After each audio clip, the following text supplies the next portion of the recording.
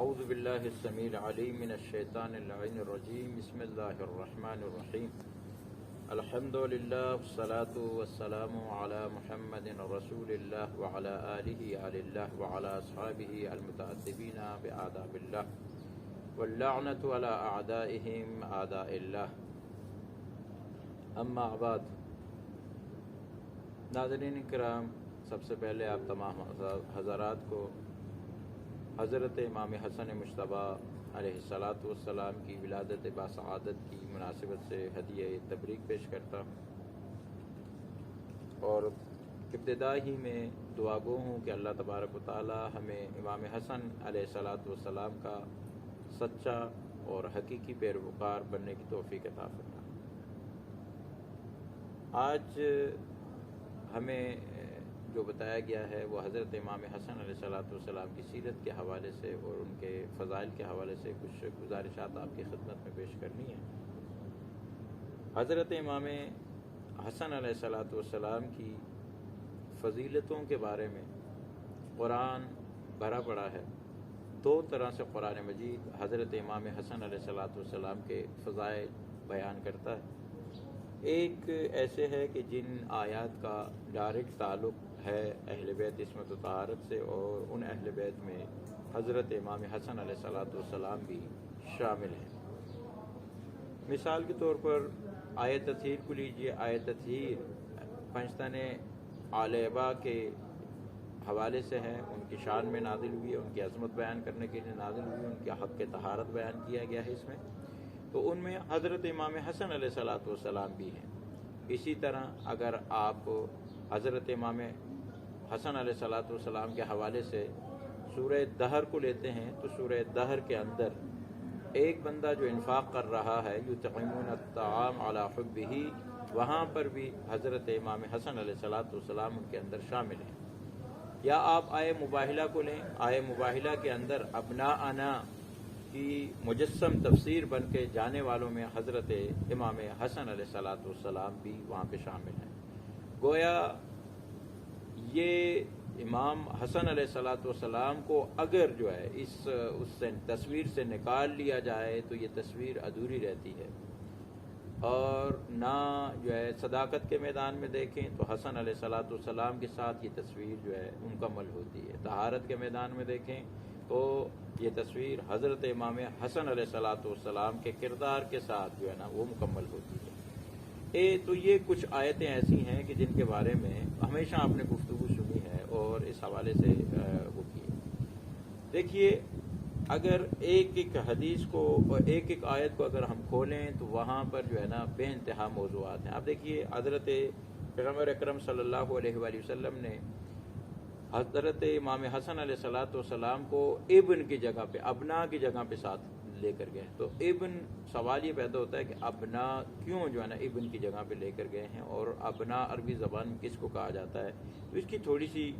وضاحت آپ کی خدمت پہ پیش خدمت ہے کہ ابن عربی زبان میں بیٹے کو کہتے ہیں، اور ابن کا اصلی جو جس چیز سے یہ بنا ہے وہ بنا ہے، بنا بنیاد کو کہا جاتا ہے۔ اور اب سوال یہ ہے کہ بیٹے کو ابن کیوں کہا جاتا ہے، اور ابن کو جو ہے نا یہ بنیاد کیوں کہا جاتا ہے، حالانکہ بنیاد تو باپ ہوتا ہے، تو بیٹا کیسے بنیاد ہے؟ تو اس کے ذیل میں وہ لکھتے ہیں کہ بیٹا جو ہے آئندہ نسلوں کی بنیاد ہوتا ہے، آئندہ نسلیں آنے والی، اگر میرا بیٹا ہے تو میری نسل آگے بڑھے گی، اگر میرا بیٹا نہیں ہے تو میری نسل آگے نہیں بڑھے گی۔ تو چونکہ آئندہ آنے والی نسلوں کا دار و مدار جو ہے وہ اس پر ہے، میرے بیٹے پر، اس وجہ سے اس کو ابن کہا جاتا ہے۔ اب رسالت مآب صلی اللہ علیہ وآلہ وسلم حضرت امام حسن علیہ الصلاۃ والسلام کو ابن کے طور پر لے کر گئے، تو یہاں پہ دو معنی ہیں۔ اگر نسل رسالت مآب صلی اللہ علیہ وآلہ وسلم آگے بڑھے گی تو امام حسن علیہ الصلاۃ والسلام اور امام حسین علیہ الصلاۃ والسلام کے ذریعے بڑھے گی۔ اگر حسن ہے تو نسل رسالت مآب ہے، اگر حسن نہیں ہے تو نسل رسالت مآب بھی آگے اس حوالے سے نہیں بڑھے گی۔ یہ ایک معنی ہے۔ دوسرا معنی اس کا یہ ہے کہ چونکہ یہ معاملہ مباہلہ کا جو تھا وہ محمد بن عبداللہ کے بارے میں نہیں تھا، کسی کو محمد بن عبداللہ کے بارے میں کوئی وہ نہیں تھا، بلکہ محمد رسول اللہ کے بارے میں بحث تھی۔ بحث محمد کی صلی اللہ علیہ وسلم کی رسالت کے بارے میں تھی، لہٰذا وہ بحث اور اس کا اثبات تھا کہ محمد رسول اللہ ہیں یا نہیں ہیں۔ تو یہ جو بنیاد رسالت بن کر گئے ہیں، یہ جو ہے نا امام حسن علیہ السلام ہے۔ مطلب کیا؟ مطلب یہ کہ اگر امام حسن علیہ السلام ہیں تو یہ رسالت آگے بڑھے گی، اگر امام حسن علیہ السلام نہیں ہیں تو یہ رسالت آگے نہیں بڑھے گی۔ تو یہ ایک نقطہ امام حسن علیہ السلام کے حوالے سے کہ قرآن نے کتنی اہمیت دی ہے امام حسن علیہ السلام کو، کہ یہاں اس میدان کے اندر جناب جو ہے نا ابن کی جگہ پر ابن رسول بن کر جو ہے نا وہاں پہ گئے ہیں۔ تو دوسری جو آیات ہیں حضرت امام حسن علیہ السلام کے حوالے سے، وہ آیات حضرت امام حسن علیہ السلام کی شان میں نازل نہیں ہوئی ہیں، لیکن ان کے اندر کچھ جو ہے چیزیں بیان کی گئی ہیں، تعلیمات ہیں، معارف قرآنیہ ہیں، الہی معارف ہیں۔ ان معارف الہیہ کے بہترین مصداق جو ہے نا امام حسن علیہ السلام ہے، انہوں نے اس کے اوپر عمل کیا ہوا ہے۔ مثلا ایک جو مصداق ہے اس میں سے انفاق ہے۔ انفاق ایک ایسا باب ہے کہ انفاق کے بارے سے مختلف صورتوں میں مختلف حوالوں سے اس کے اندر جو ہے نا ذکر آیا ہے۔ مثلا سامنے کی جو آیات ہیں سورہ بقرہ کو ہی دیکھ لیں، اللہ تبارک و تعالی متقین کی صفات بیان کرتے ہوئے ایک صفت ان کی جو ہے نا مما رزقناہم ينفقون بیان کرتا ہے، انفاق بیان کرتا ہے، اور امام علی علیہ السلام کے فضائل بھی بیان کرتے ہوئے اور ان کے مناقب بیان کرتے ہوئے ان کی بھی یہ ہے کہ امام علی علیہ السلام ان افراد میں سے ہیں کہ جو علناً اور سری طور پر بھی جو ہے وہ صدقہ دیا کرتے تھے۔ امام حسن علیہ السلام ان آیات کے ان تعلیمات پر مکمل عمل پیرا اور ان کے مجسمہ ہیں۔ اگر قرآن مجید کی ان آیات کو تصویری صورت میں لایا جائے اور انسانی پیکر میں ڈالا جائے تو امام حسن علیہ السلام اس کی جیتی جاگتی تصویر بن جائیں گے، اور کرامت اور کرم اور سخاوت اور انفاق امام حسن علیہ السلام کے کردار میں نمایاں طور پر نظر آتا ہے۔ ایک واقعہ امام حسن علیہ السلام کے اس کے حوالے سے کہ امام حسن علیہ السلام فرماتے ہیں کہ میں جو ہے کیسے عطا نہ کروں۔ یہ واقعہ انتہائی اہم ہے۔ اس کے اندر خود امام علیہ السلام جو ہے وہاں پہ علت اور وجہ بھی بیان کر رہے ہیں، اور اس سے ہم اپنی زندگیوں کو ہمیں بتا رہے ہیں کہ ہم اپنی زندگی میں قرآن کو کیسے لا سکتے ہیں اور کیسے ہم استفادہ کر سکتے ہیں ان چیزوں کو۔ امام حسن علیہ السلام فرماتے ہیں کہ مجھے شرم آتی ہے کہ میں خود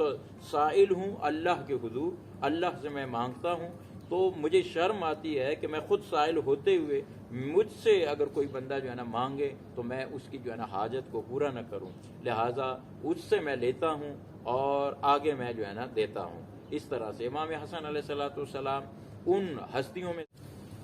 امام حسن علیہ السلام ان افراد میں سے ہیں کہ جن کے گھر میں چولہا ہمیشہ جو ہے نا روشن رہتا تھا، اس کا دھواں اٹھتا رہتا تھا، ٹھیک ہے۔ ان میں سے کثیر الرماد ہیں۔ کثیر الرماد ان افراد کو کہا جاتا ہے کہ جن کے گھر میں ہمیشہ چولہا جلا رہتا ہے، اپنے لیے نہیں بلکہ جناب لوگوں کے لیے۔ امام حسن علیہ السلام کے گھر میں مہمانوں کا تانتا بندھا رہتا تھا، ہمیشہ ان کے گھر میں مہمان ہوتے تھے۔ امام حسن علیہ السلام نے ایک بار ایک شخص کو دیکھا کہ جو ایک لقمہ اپنے منہ میں ڈال رہا ہے اور ایک لقمہ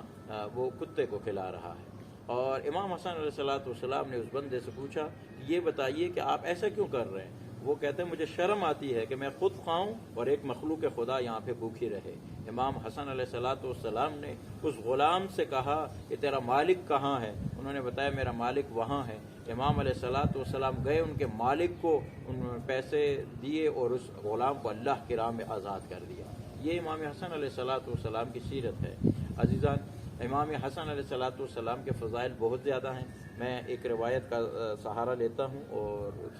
کے بعد جو ہے نا مزید آگے بڑھتے ہیں۔ حضور پاک حذیفہ یمانی نقل کرتے ہیں کہ ایک بار ہم ایک پہاڑی کے اوپر ہم بیٹھے ہوئے تھے، اتنے میں ہم نے دیکھا کہ ایک چھوٹا سا بچہ باوقار انداز اور پرسکون انداز میں چلتے ہوئے ٹہلتا جو ہے نا آ رہا ہے۔ حضرت پیغمبر اکرم صلی اللہ علیہ وآلہ وسلم نے جب ان کو دیکھا تو ان کو دیکھ کر یہ فرمایا کہ یہ بچہ عام نہیں ہے، یہ وہ بچہ ہے کہ جس کی جس کو سکھانے والا جو ہے جبرائیل ہے، جس کی حفاظت کرنے والا میکائیل ہے، جو قرۃ عینی ہے، جو ثمرۃ فؤادی ہے، یہ میرا بیٹا ہے، میرا لخت جگر ہے۔ جناب امام حسن علیہ السلام جب پیغمبر اکرم صلی اللہ علیہ وآلہ وسلم کے قریب آئے تو امام حسن علیہ السلام کو قریب آ کر جو ہے نا، حذیفہ یمان راوی ہیں، وہ فرماتے ہیں کہ حضور پاک صلی اللہ علیہ وسلم نے فرمایا کہ یہ تو میرا میوہ ہے، یہ میرا عضو ہے، یہ میرا جو اعضاء میں سے ایک عضو ہے۔ جب یہ بیان ہوا، کہا کہ اتنے میں ایک اعرابی آیا، اعرابی یعنی ایک پینڈو، ایک دیہاتی اور ایک بدو۔ وہ بندہ جو تھا وہ حضرت پیغمبر اکرم صلی اللہ علیہ وآلہ وسلم کا دشمن تھا۔ وہ جیسے ہی آیا اور گستاخانہ انداز میں پکارا، تم میں محمد صلی اللہ علیہ وآلہ وسلم کون ہے؟ حضور پاک صلی اللہ علیہ وآلہ وسلم کے ارد گرد بزم رسالت کے پروانے موجود تھے۔ حضور پاک صلی اللہ علیہ وآلہ وسلم نے وہ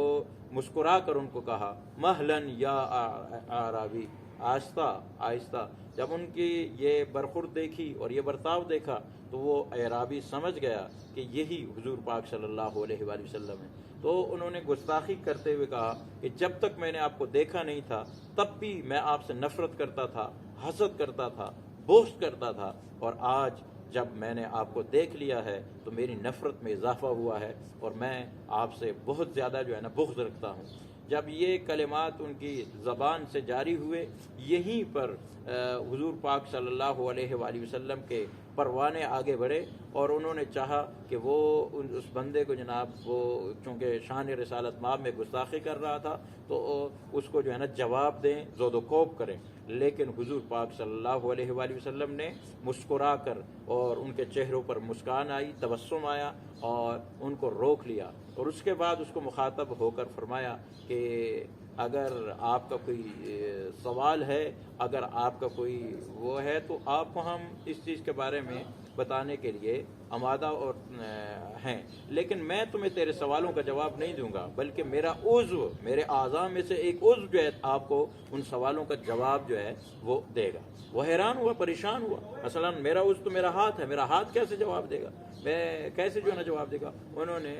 حضرت صلی اللہ علیہ وسلم نے اپنے بیٹے حضرت امام حسن علیہ السلام کی طرف اشارہ کیا، کہا یہ میرا عضو ہے، یہ میری نبوت کا ٹکڑا ہے، یہ میری رسالت کا ٹکڑا ہے، یہ میری صداقت کا ٹکڑا ہے، یہ میری طہارت کا ٹکڑا ہے، یہ آپ کو جناب، یہ میرے علم کا ٹکڑا ہے، یہ آپ کو جناب جواب دے گا۔ تو وہ ہنسا اور مسکرایا اور مذاق اڑایا اور پیغمبر سے کہا، آپ یقیناً میرے ساتھ جو ہے نا مذاق کر رہے ہیں، میں کجا اور یہ جو ہے نا بچہ کجا۔ اس کے بعد امام حسن علیہ السلام کو جلال آیا اور امام حسن علیہ السلام نے جلال میں آ کر ان کو کہا، مہلن یا اعرابی، آہستہ، ذرا وہ سنبھالو، آپ کا واسطہ کسی عام غبی شخص سے نہیں پڑا ہے، آپ کا واسطہ جو ہے ایک فقیہ بندے سے پڑا ہے۔ میں جسمانی طور پر مجھے دیکھو گے تو میں بچہ دکھائی دوں گا، لیکن میں کائنات کا امام ہوں۔ جو کائنات کا امام ہوتا ہے اور جو نمائندہ الہی ہوتا ہے وہ کبھی بھی عقل کے حوالے سے کم نہیں ہوتا، بلکہ عقل کل ہوتے ہیں، عقل کامل ہوتے ہیں۔ اس کے بعد امام حسن علیہ السلام نے بتایا، تمہیں یاد ہے فلان جگہ پر بیٹھ کر آپ نے پیغمبر کے قتل کا منصوبہ بنایا اور آپ لوگوں کے ذہن میں یہ تھا چونکہ پیغمبر کی اولاد نہیں ہے، چونکہ پیغمبر اکرم صلی اللہ علیہ وآلہ وسلم کی نرینہ اولاد نہیں، لہٰذا پیغمبر کا کوئی خون بہا ہم سے نہیں لے سکے گا، ہم ان کو قتل کر دیں گے۔ لیکن پھر آپ لوگوں پر اللہ تبارک و تعالیٰ نے روب آپ کے دلوں میں ڈال دیا اور آپ لوگ تھرا گئے اور کانپنے لگے۔ آپ کے پاس ایک نیزہ تھا، آپ وہاں سے آئے، فلان جگہ پہ آپ نے اسٹے کیا، رات کی تاریکی میں آپ ڈر رہے تھے، اور خلاصہ یہ کہ ان کو سارے حالات بتائے۔ جب سارے حالات بتائے تو یہ عربی جو ہے یہ اس وقت بے اختیار پکار اٹھا، اے حسن آپ کہاں سے یہ بول رہے ہو؟ ایسے لگتا ہے کہ آپ ہر جگہ پہ میرے جو ہے نا میرے اوپر رہے ہو اور مجھے مشاہدہ کرتے رہے ہو، آپ کہاں سے بول رہے ہو؟ ایسے لگتا ہے کہ آپ عالم بالغیب ہیں۔ امام حسن علیہ السلام نے فرمایا کہ جی ہم جو ہے نا امام اس میں انہوں نے جناب امام حسن علیہ السلام کی اس کرامت کو دیکھتے ہوئے حضور پاک صلی اللہ علیہ وآلہ وسلم کا کلمہ پڑھا اور وہ مسلمان ہو گیا۔ عزیزان، اس واقعے سے یہ درس ملتا ہے کہ اگر ہم صحیح طریقے سے امام حسن علیہ السلام کی سیرت پر عمل کریں تو اپنے بہترین اخلاق کے ذریعے سے اور علم کے ذریعے سے ہم